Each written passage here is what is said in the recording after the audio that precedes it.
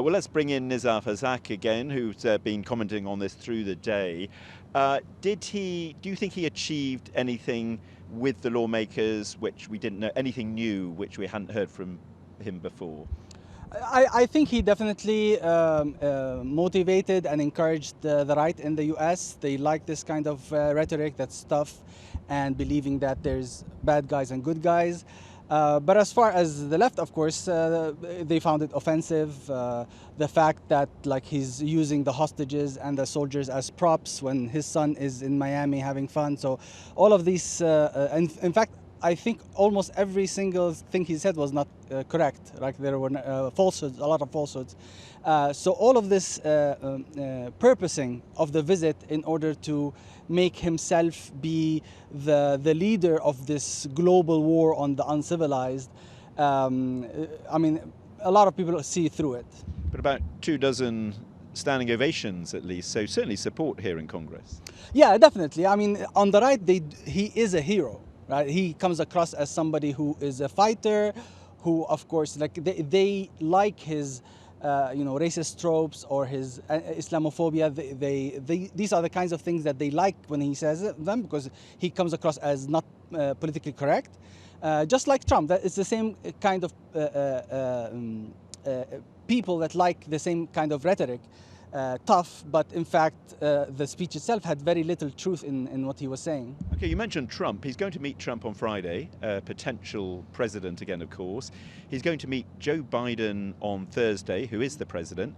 Notable absentee from today, the Vice President Kamala Harris, also a potential president. How concerned will he be that she's not there and the message that might send about Israel and its policies?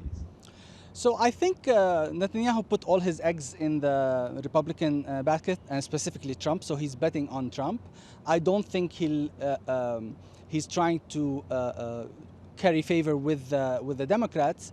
But again, he's a very shrewd politician. He's done it before, where when he angered a faction, he goes back and tries to repair, just like when he did in Israeli elections, where just a day before the elections, he said the hordes of Arabs were coming to vote, and then a few months later, after he became prime minister, he went to the Arab Israeli or Palestinian citizens of Israel to say that he loves Arabs, and he calls himself Abu Yair, and trying to reach out that way. So I think that's not something he's worried about. As far as the Democrats, definitely is a very big message.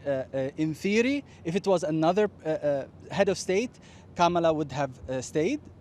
The Democrats are sending a very clear message that they disapprove of his policies, they do not share his values, and that they want a different sets of policies that de-escalate as opposed to escalate the war. Well, the policy they really want, of course, is to see a ceasefire. Netanyahu will meet Biden on Thursday. Biden doesn't have the problem of re-election now. He can concentrate all his efforts on this. Do you think there's any hope of a breakthrough from what you've seen and heard today? So interestingly, I think the fact that Biden decided to announce his exit before Netanyahu's visit, was precisely to suck the wind out of Netanyahu trying to leverage the elections to his favor. So I think now Biden has much more leeway to put the kind of pressure necessary, because he has nothing to lose, literally. So that Netanyahu agrees to the deal, which incidentally was an Israeli suggestion that the Americans adopted. Okay, finally, Netanyahu promised he would talk about the day after the war, a comprehensive plan. Was there anything new in what he said today which gives hope for the world on what happens after this conflict is finally over?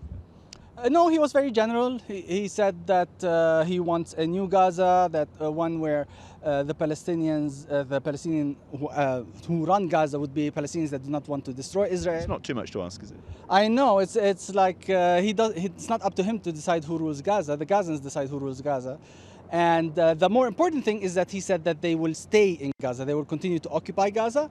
And that, of course, is going to be a problem, because that's one of the main conditions that Hamas has on the hostage deal.